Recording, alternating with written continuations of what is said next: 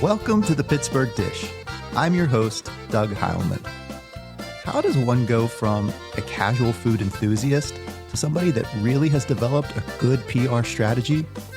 Our guest this week shares his journey. Love a good California red, but want to go local on your next wine purchase? Our wine expert has an answer. Did you call them gobs or whoopie pies growing up? Well, how about a third option of this sweet treat? We'll hear a recipe from a listener this week. All that ahead, stay tuned. This week's episode is sponsored by Beano's Deli Condiments. With a wide variety of dressings and sauces, like their classic white pizza sauce with oregano or basil. Toss a little on your dough, follow it up with some mozzarella, maybe a little garlic and fresh herbs, and bake it off for the best white pizza. You can find more information on where Beano's products are sold at conroyfoods.com. Now on to the show. Hey, so thanks for coming on to the show. Oh, thank you for having me. Yeah, I thought I would let you introduce yourself and what you have going on in the food landscape of Pittsburgh. Sure. So my name is Alex Goodstein. A lot of people know me from the internet, Instagram, and all the places as Alex Eats Too Much. In my food scene type of thing that I've been doing for now 6.5 years in Pittsburgh. My goodness. I know, it's a long time. I have been going to restaurants, going to breweries, going to all sorts of events within the Pittsburgh area and now beyond, and featuring them on my Instagram and on my website, and really just letting people know about the cool things that I'm doing, the great meals that I'm eating, the restaurants that I'm going to, and hoping that people get to experience those things too, because I've been there. Mm-hmm. I think that's the best way to recommend a place. And there's a tagline somewhere in your website blog, like, I'm posting all the food, whether you like it or not, yes. or something like that. So walk me back. I think actually to take a step back, you're one of the first social media food people that I met in real life. Yeah. Because you had a meetup, and I'll have to say, number one, that was so welcoming to put actual, physical conversation to some of these people that I was admiring on Instagram and whatnot. I think that was back in 2019 or something. Yeah, it was before the world shut down. Yeah, exactly. But you started Alex Eats Too Much even before that. Yes. Can you tell me a little bit about how it all got going? Yeah. So it started August of 2017 was the official launch. Wow. At that time, I was originally somebody who was completely against going out to restaurants, taking photos of my food, posting them to Instagram, that whole thing. But over time, what was ending up happening, a lot of friends, a lot of other people that I knew, coworkers, were asking me about where I was going to eat, what I was doing, because they knew I was going out to eat pretty often. Mm-hmm. So it was really friends and coworkers that convinced me to change my mind about posting to Instagram all of my meals, or most of my meals. So I started building up some content behind the scenes, getting things ready to go. And then I made the official launch of both a website and an Instagram in August of 2017, especially at a time when I knew I was going to have a lot of restaurants and a lot of events very close together, that I would have a consistency of things to post. That's amazing. I don't know if I knew that the website came at the same time as the Instagram. Oh, yeah. That's great. So one of the reasons I did that was because I wanted to make sure I had exposure in multiple different places, that it wasn't just one spot. I also thought it gave me a little bit more legitimacy. Yeah, like a true blogger, yes. You could at least say. Yeah. And, it's something that somebody told me a while back was, what if Instagram just goes away? Mm-hmm. I'm old enough to have been on MySpace and other places. Yes. MySpace isn't a thing anymore. Like, imagine if I had put all of my eggs into MySpace and then no more, MySpace blog. So it was a nice way to have just multiple places that I could put my stuff out there. So that way, just in case one thing didn't have a lot of traction, I'd have something else. But also the blog was the ability to go a little bit more in depth, especially at a time where Instagram had one photo and captions that were only, I think, 160 characters or something like that at the time. Yeah, literally it was like a tweet below a square picture. That was it. Exactly. It's changed so much. Yes. And so the blog allows you to give a nice in-depth article to what you've experienced, where you're going, what you ordered, how it all came out, beyond just the food, but also the vibe. Yeah. I love it.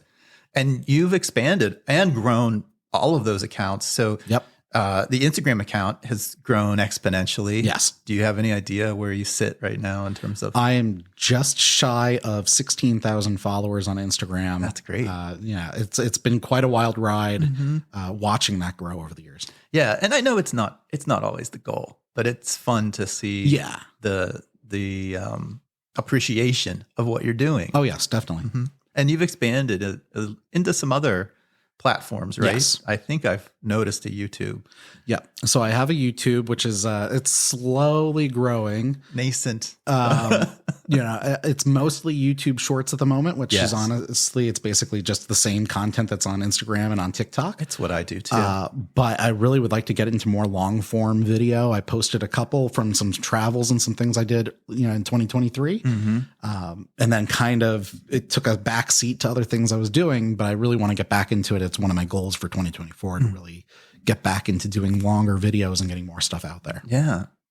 I was going to ask this question later, but I'll ask it right now. Do you like to cook as much as you like going out? I wish I did. I always have that ambition or that desire that I'm going to cook more. And I have a whole shelf of cookbooks that I've acquired that I keep thinking to myself, oh, it'd be great to try this, or this dish or this dessert or whatever. And they just sit there. And, every now and then I dust them off and make sure, and some of them are very interesting and have very simple recipes. But it's a matter of really getting that time to do it or, the focus to do it. I end up finding that a lot of the meals that I make at home are very simplistic compared to a lot of the stuff that I go and eat out in the wild that are much more visually appealing and probably taste a lot better too. Well, I mean, maybe as it should be. You're putting your time in the right places. And I should say, you also have a full-time job beyond this. So how you're doing everything that you're doing, and so many other folks that do kind of what you do, it's beyond me. Yeah. It's a lot of juggling. There's been so much growth with, especially just the Instagram account. Do you have a couple of highlights of things that you've done over these last 6 years that really stand out? Maybe it's a spot that you love to go to, or maybe it's friends you've met. What are some things that have happened over that 6 years that you really are enjoying? Yeah. So, I mean, I think one of the biggest highlights for me was the first big event that I actually got invited to. Okay. Which was the Western Pennsylvania Lamb Festival. Oh, yes. Which, that was always one of my favorite events. The very first time I got invited to that to come and check it out was about a year into having my Instagram and everything. And the first question I asked them was, "Are you sure you didn't mean to send this to somebody else?" I didn't think I was that big of a deal or anything at that point. But it was such a great experience, and I got to meet a lot of really great people within the food community at that time and start to learn a little bit more about the different restaurants and the different chefs that were here and the things that they're doing to not only their own restaurants, but to get to experiment or give back to the community through those type of events. I think one of the great highlights is also a lot of the people that I've met through this, both within that food Instagram community, but also a lot of people within the industry that I don't think I would have met if it weren't for this. It's a lot of really great people, a lot of people I spend a lot of time with, a lot of people who I now frequent their restaurants and their establishments. And it's really kind of great to see them grow over the years too, as when maybe I met them 5 years ago. And at that time they were working for somebody else, but now they're out there on their own, or, they've built their own brand, or they're now super famous on YouTube, those type of things. So it's kind of that type of stuff that it's been really cool. I think it's a lot of the restaurants that I've gotten to go to over the years, whether it's something that they've asked me to come in and try something, or just going in and getting to really have this great meal.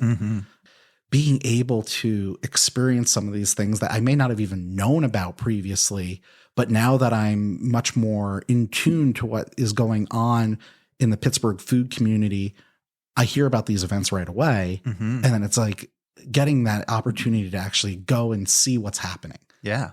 You get the first bite. A lot of times. Sometimes. Yeah. I mean, it happens a lot of times, or even at some of the events, it's much more of a just getting to see what is happening here and all the cool things that Pittsburgh is doing when it comes to food or beverage. or even just other random events that people have said, hey, you should come and check this out. We think you'll have fun with this. So that's really been a lot of it. Is there any specific one or two restaurants that you're like, oh, I absolutely love those? So, I mean, my all-time favorite restaurant in Pittsburgh, and I think some people laugh because it's not a typically common answer for this, is Chinatown Inn downtown. Let it rip. I'd love to know why that spot is so special to you. I think for me, it is the most consistent restaurant I have been to in the 15 years I've lived in Pittsburgh. Oh, wow. Yeah. It was one of the very first restaurants I visited when I came to Pittsburgh. Yeah, as I had just moved here, I had some friends that moved here only a couple of months beforehand, and they said, you got to come to this place. It's awesome. We go here all the time. And for a while, I mean, it was at least once a week meal there. Yeah, and I have my specific favorite foods that I get there. I think they have the best egg rolls in the city, best General Tso's chicken in the city, which I mean, people will say. That's saying something. It's saying something, I know. But it's also like every time I go back, I know what I'm getting. And it has that classic Americanized Chinese food style to it. It's something, so it's very similar to the type of places I grew up with also. So like for me, it has that feel. I mean, it's got a lot of great history to it as well. Yes. It's located downtown. For any listener that doesn't really know, it's down on, is it 2nd? It's on Third Avenue. Yeah. And in the old historic little strip that's left of the original Chinatown of Pittsburgh. So it's nice that building is still remaining, and there's now an official historic plaque out in front to signify that, what it is. Yeah. It's a place that's always just been consistent to me. I don't think I've ever brought somebody there where they've been like, oh, we don't believe you. Like they leave the place also agreeing it's one of the better meals that they've had. You are a promoter and you've got the converts to prove it. So let's talk a little bit about your moving to Pittsburgh and actually maybe some of your earlier life. You didn't grow up in Pittsburgh. So where did you grow up? So I was born in New York. Okay. Lived there till mid-childhood roughly. And during that time, my family, we did go out to dinner quite frequently for, I was told I was always very good at restaurants as a child. So I think that's part of what brought it in. But also my parents told me I ate just about anything that they put in front of me as a child for at least a good period of time, whether I knew better or not, what they're, putting in front of me. I always had this enjoyment about food and enjoyment of going to restaurants. And then my parents have told me stories about different places where we would go, where I would run around and want to talk to the chef, even like a 3-year-old, or like just that experience. That's amazing. Yeah. And then the second half of my childhood was spent in the Poconos in Northeast Pennsylvania. Okay. Which is a very different food scene. There isn't, at least back then, there weren't many very exciting places to go to. So it was a lot of, when you found a place, you went there very often because you got that opportunity to have a good meal there all the time. The unfortunate part was a lot of those really great places didn't really hang around very long. Oh, yeah. As it wasn't the type of restaurant necessarily that people were looking for all the time. So that was what was kind of frustrating. You growing up with this diversity in New York and adventurousness. And sort of that's what feeds you. Yeah. Metaphorically as well as physically. Right. Now, I've been told, I haven't lived there now in quite a long time, but I've been told by people that still live there that it has changed much more these days, and there is a lot more variety and a lot of different things to try, and it's much more exciting. Okay. Which is nice. Yeah. Are your folks still there? No. My folks are actually now here in Pittsburgh. My brother is now here in Pittsburgh. Wow. Yeah. and so you moved 15 years ago. Yes. And what brought you? So I was at Penn State for school, and then job right out of college, came here. And to be honest, I thought I was going to spend 1 year in Pittsburgh. I had no interest in living here whatsoever. And during that 1 year, there was so much transition during that period of time. It also, I think, helped that the Penguins won the Stanley Cup the week I moved here. This is important to you. Very important, yes. It just allowed the city to kind of grow on me over that period of time. And through that, I basically said, you know what? I don't think I'm going anywhere. And 15 years later, I'm still here. A couple of years after I moved out here, my brother ended up coming out here for school. He ended up going to Pitt. And then in the last couple of years, my parents moved out here also. Oh, that's awesome. Yeah. You said you and the family like to go out to eat a lot. Did you cook much at home growing up? Who was cooking at home? It was mostly my dad doing a lot of the cooking growing up. Really? Yeah. So my dad's side of the family, a lot of the background is actually kosher butcher on my father's side. Interesting. Yeah. And then on my father's mother's side, they own a luncheonette. Okay. So there was a lot of that food background there as well for all those years. So that really kind of was always part of the family background. Always the interest was having these strong, hearty meals. A lot of Eastern European background with a lot of those meals as well. So there was a lot of those type of just very hearty, meat heavy type of things. Big bulk, meals. You cook for 20 people and you have leftovers for a week type of thing. I think that's perfect. Yeah.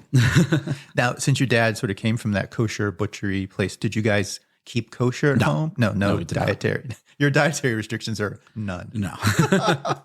Well, I think that probably has helped you where you. It does. It helps you be able to try a lot of different things. Exactly. Oh, that's amazing. And do your folks or your brother, do you guys ever go out to eat, like as a group, like how you're Instagramming some of this stuff? And what do they think about all of that? Have they seen you in the wild? Yes, they have now. So when it's actually really funny is when I first started this, my mom was actually complaining to me about her coworker in her office about how she was showing her all these different photos of food on her phone. And I basically had to stop my mom and say, well, I have something to tell you. Guess what I'm doing now as a hobby? Oh my goodness. And at first they were very skeptical of it. They really didn't know what I was doing, but they realized I was having some fun with it. And over time, as they've seen the different things that I've gotten to do, or even some of the restaurants I've brought them to that I've discovered through a lot of this stuff, they understand it a lot more now. Yeah. And they realize that this is not just a hobby, but it's a whole environment and community that I get to do things with. Yeah. And it also supports the community. Yes. Like social media is such a unique marketing platform for restaurants and small businesses. Yep. And so the more that you're taking your photos and sharing them and hopefully not driving mom crazy with photos on your phone. Not anymore. Not anymore. And it's just really helping promote our food community here in Pittsburgh. Hi there. This is Alex from Alex Eats Too Much, and you are listening to the Pittsburgh Dish. Would you say over these years of you doing Alex Eats Too Much, has your palate changed? Has it expanded? Are there new flavors that you love now that maybe you didn't love a few years back, or any new cuisines that stick out to you now that you're like, yes? I don't know if there's specific new cuisines that I go searching for that I've discovered because of this, but I think it's been the opportunity that I've gotten to try more things that I may not have done or searched out in the past. And that's what's really kind of beneficial about it, because I may want to go looking for a different regional cuisine that I would have never gotten an opportunity to try before, either because of where I lived or it just didn't exist in the area. So then when it opens up here because somebody brought it to Pittsburgh, it's exciting to get to try that. Yeah. I don't know if necessarily there's been one that I've, after having it, have been like, I got to have this all the time. But I think that is part of just what I do. I don't really have that option to say, I'm going to eat this all the time, because every week I may be going somewhere else or trying something different. So it really brings into this situation of, I have my things that I love to eat all the time, but I also know I'm going to be trying maybe 2 different things every week, or going somewhere else that I may not have gone previously. Yes. I do have to recall that I've seen a couple of pictures of you with like some piece of meat in your mouth. Oh yeah. That's sort of like your signature. It's a good thing. Oh yeah. I mean, that is one of my signatures that I've done in a lot of things over the years, and not necessarily pieces of meat, but like, Fogo de Chao is one place that, it tries to be fancier, but if you're going to give me, lamb lollipops, I'm going to take a picture of me eating the lamb lollipop. Or right. Or if my table, if we're going to get the, splurge and get the tomahawk steak, I'm going to bite the meat off of the bone from the tomahawk. Like, you know, As you should. as you should. But I mean, I've done lots of photos of pizza, tacos, fried chicken, all that stuff. A lot of times it's more playful. Yes. It shows me actually enjoying the food. I love it. You know, there was one time you and I were having a conversation. I know I mentioned earlier that social media is great for some of these businesses. Yes. But you actually have mentioned to me that there are a few times you think folks have, maybe it's a business owner or something, they've gone a little over their skis. They've overdone social media a little bit too much. Yeah. Tell me a little bit about that. I think that would be curious for some people to hear your take on that. So I think for some business owners and restaurants, if you're not aware of social media or very savvy on social media, taking that leap to start doing things on social media can be difficult. Right. I've definitely talked with some restaurants that once they finally make that leap, and they sometimes will see that immediate jump in interest or popularity in their business, the next thought is, how can I keep this going? And what can I do to see, like, if I had such a great jump in sales from just these two people coming in and talking about it, well, what if I have 3? What if I have 4? And so on and so on and so on. And what ends up happening is you hit a plateau quickly. Almost. Yeah, like a law of diminishing returns. Yeah. And it kind of gets to a point where then suddenly they wonder, well, why am I not seeing that same push all the time? If you manage it in a proper way where your people that you're reaching out to have different audiences, then you'll possibly still see that return. But let's say you invite 20 different food accounts, there's going to be a lot of overlap in the people in that audience. And eventually you're not going to see that many new people finding out about it. Yeah, it's saturated. I've noticed that with a couple restaurant launches just in my own feed.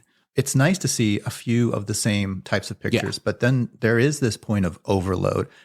I think what I'm hearing from you, and you've actually really worked with some businesses to almost set the right expectation or altitude of, hey, how much should we do now? Yeah. And then maybe circle back and do a little bit later, but knowing where to sort of press pause at the amount of it. Right. And that's exactly it. So I've with some businesses, I've done 2 different things. If I'm doing something just on my own, collaborating with that business, I do like to try to set up long-term type of partnerships where it's, hey, let me come in, let's try out a couple different meals, let's have some fun with this. Yes. But like, we don't overdo it with the posting constantly. It's like maybe post something 1 month and then hold on and then post something 4 or 6 weeks later and so on and so on. Another thing that I've done with some of these businesses is I'll bring a bunch of people with me all at one time.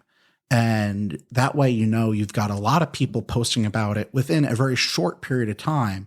And there may be a lot of exposure for that week, roughly. That moment. Yeah. That moment. So it builds a lot of hype really quickly, but you don't notice the potential for a diminishing return because you don't see over time a spike and then a drop, then a spike and then a drop. It's a large build, and then it's going to level off because you've had that large build all at one time. Yeah, that makes sense. And I think for a lot of, maybe cottage businesses or small restaurants, they're just not sure, especially if they haven't explored the social media landscape. How do I navigate that? So what's great is what you've learned, you're now helping shape that person's expectation.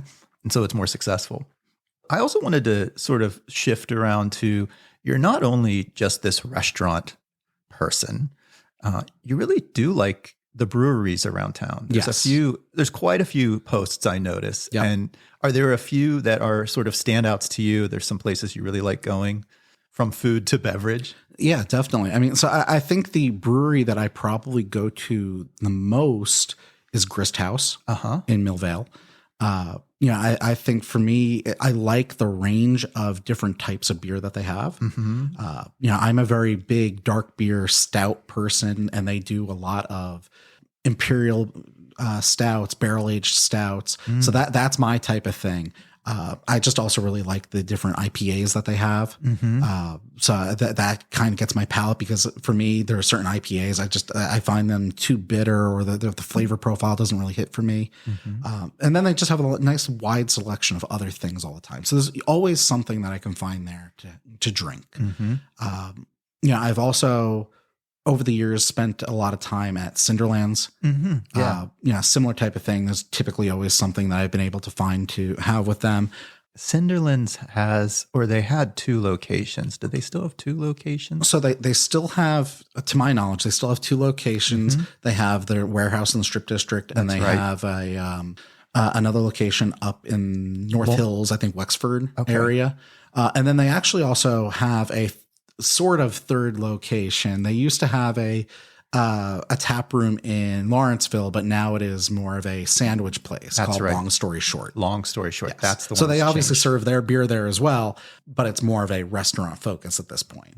And then one of the places I've been going to more frequently recently, part of it is I do like a lot of the beers that they're creating, but also because it's only 4 blocks from my house, is Back Alley Brewing in Dormont. So for them, I mean, it's been nice to see something come to the neighborhood and really take, the community has taken to it. It's a nice place to hang out, which is not good. So it's been a nice little spot for me also. Walkability to a brewery is always a nice thing. It's always a nice thing. Yeah. So when you're having a great meal, do you like to pair beer with a meal, or do you have a different sort of drink of choice for eating? I do a lot of cocktails typically with food when I'm at restaurants. Every now and then I'll do a beer if I see something on the menu that looks very interesting. I'm a dark liquor person mostly. So a lot of whiskey based drinks. I have been dabbling a little bit more with gin based stuff, a little bit more with some mezcal and tequila type of things. But I mean, old fashions, Manhattan, Sazeracs, all those type of things are typically my go-to drinks at a lot of restaurants. I can appreciate that as well. Alex, it's been so much fun. I'd love to just ask you, after 6 years and growing some roots here in Pittsburgh, and your family's here, that's amazing. Where do you see Alex Eats going? Do you have some goals? I do have goals. And believe it or not, part of where I see it going is beyond Pittsburgh. Oh, yeah. So I obviously still want to keep doing a lot of stuff with the Pittsburgh food community. But I've been starting in the last year exploring within like the 2 to 3 hour range of Pittsburgh. I think that's great. So I've been talking and working with a lot of different tourism bureaus near the Pittsburgh area, and not only exploring the region, but highlighting some of the food that's available in those regions. So it kind of helps with a tourism boost, but still keeps it focused on food. Yeah. And it's still regional. I always think of those things as the tank of gas vacation. Yeah, exactly. And I noticed you did some stuff with in central Pennsylvania with Hello Social. Yes. So Hello Social Co. was the firm that I had worked with, but they connected me with Happy Valley Adventure Bureau, which they are the ones for Center County in that region to try to boost tourism in that area. I worked with them to do a bunch of content based on exploring the area, but also visiting a bunch of restaurants and the food that was special to that area. So it was nice to be able to go to restaurants that either I've frequented when I was a student, or even when I've gone back to the area to visit. We're talking places like Bellefonte and State College, Pennsylvania. Yeah. And that general area. So in State College, there's the Tavern restaurant right there in downtown, which has always been one of my favorite restaurants in the area there. So it was nice to kind of go back and get to feature that and talk about it. But there was also other places that I never got to go to, or they're new since I was there, such as Pine Grove. Pine Grove Hall is a really cool place where they're doing some really nice stuff. Plus, they're also doing a lot of music and events at that location. And it's just a 15-minute drive outside of downtown State College. But also in Bellefonte, there's a Gamble Mill, a restaurant, a speakeasy, and also they now have a bed and breakfast all in the same location. So it's really cool that they have that type of stuff. But then even getting to explore further, there's a lot of breweries. We think in Pittsburgh, we think about how many breweries we have here. Yeah. And distilleries and wineries throughout all of Pennsylvania, not just in the Happy Valley or Center County area, but even within Laurel Highlands and all these different places. That's right. There's so many breweries and places to visit that work as a great overnight type of trip. You spend your day out there, you visit 2 or 3 places, you spend the night, maybe do a hike the next morning, and then you drive back to Pittsburgh. I love it. Yeah. Just a car ride away, Yeah. Central Pennsylvania or maybe some other locations. I'm excited to see what you have going on. Thank you. So Alex, I'd like to just give you a moment to plug all the social things and whatever else you have going on for our listeners. Oh yeah, sure. So I mean, my primary social is Instagram. It's Alex Eats Too Much. Yeah, that's where I probably post most regularly. And then I also have my website, alexeatstoomuch.com. I don't post there nearly as often as I should be posting, but I'm really trying to get more into that habit of at least getting 1 or 2 things out there a month. I like the roundups you do on there. Yes. So I just started doing those a couple of months ago. And the goal of that is to basically take every single place or event or concert or whatever that I've been to in that previous month and putting it all out there in one post for everybody to be able to read through, try to include some additional photos, maybe some things that didn't really make it to the Instagram feed. Yeah. I try to get that out there on the 1st or 2nd of the next month. So that way you have that whole previous month pretty close to it. Mm-hmm. And then I'm on TikTok, I'm on YouTube. Both of those are actually under my actual name. So TikTok and YouTube, it's both A Goodstein. So you can find me there. I think on TikTok, you can search for Alex Eats Too Much and it'll come up that way as well. I think that's everywhere that you can find me right now. All right. Alex, thanks again so much. And before I let you go, there is a question that I ask everyone that's on the show. What's the best dish you've eaten this week? The best dish I ate this week. Mm-hmm. Can I remember that far back? That's a great question. Oh, so I'm going to go a little further than a week. Sure. So I actually was just a week and a half ago. I drove up to New Kensington to Jillian's restaurant. This was a fantastic meal. I have friends that live up there that they go there all the time. They've been saying for a while, I need to drive up and try this place out. It was a pork chop with spicy vinegar peppers and garlic confit and pork belly on top of it. And then that was absolutely delicious. But I also, as an appetizer starter, a couple of things that we got, a mushroom toast. So, I mean, it was just toast loaded with different types of mushrooms. And then I also it was a live scallop and andouille butter. Wow. Oh, it was delicious. So, I mean, it was a great meal. I'm so happy that I made it up that way. One of the things that's also really great about them is they're trying to source as much as they can locally. And they even highlighted on the menu things that are local versus some specials that may not be local to the area that they still want to offer, which are still very, very interesting things. But yeah, I went with a bunch of friends. We all had a great meal. I definitely need to go back. I am so excited for that New Kensington area because there's a few cool spots that I've seen highlighted recently. And I saw that post from Jillian's. Yeah. So Jillian's restaurant in New Kensington. Yep. Best thing you ate this week. Thanks so much, Alex. Well, thank you for having me, Doug. Up next, our weekly recommend. We want to thank Isley's for being a sponsor on this week's show. If you're an ice cream lover, Isley's has the flavor for you. And if you're a chocolate lover like me, you've got a lot to choose from, like the mint chocolate chip, the chocolate ice cream with marshmallow, or that classic flavor that just came back, chocolate chip with the chocolate jimmies.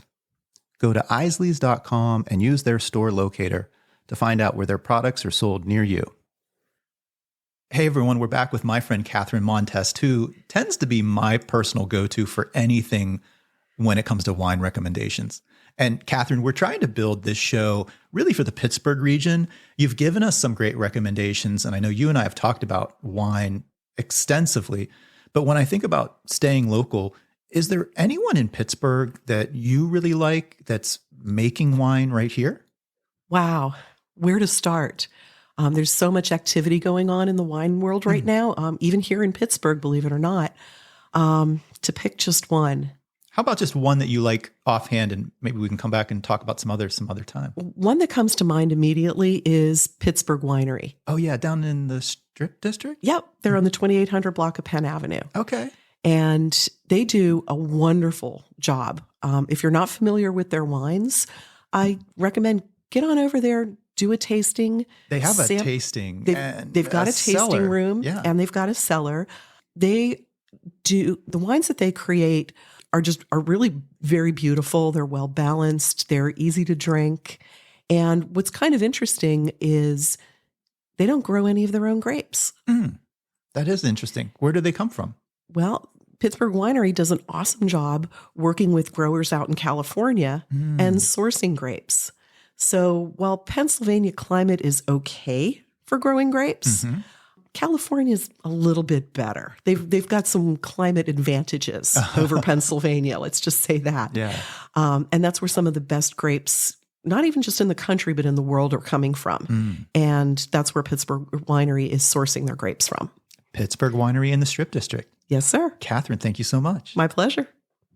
Catherine Montest is a local certified wine expert. You can follow Catherine on Facebook at Your Fairy Wine Mother. This week's recipe comes from listener Jolene, who submitted gob cake on the blog. You can actually see a picture of her recipe, and it's the traditional gob, or as some might call them, whoopie pies, not me. But you actually make the cake in a full sheet pan instead of the traditional gobs. It makes for easier slicing into neat squares later. Jolene, thanks so much for sharing the recipe. We'd love to get some more recipes and hear from you. If you have one, visit our website at www.pittsburghdish.com and look for our recipe section where you can share your own recipe, upload a picture, and if you're chosen, it'll be on the blog and maybe I'll call you to be on the show. Thanks so much. Well, that's our show for this week. We want to thank all of our guests and contributors, and to Kevin Selecki of Carnegie Accordion Company for providing the music to our show.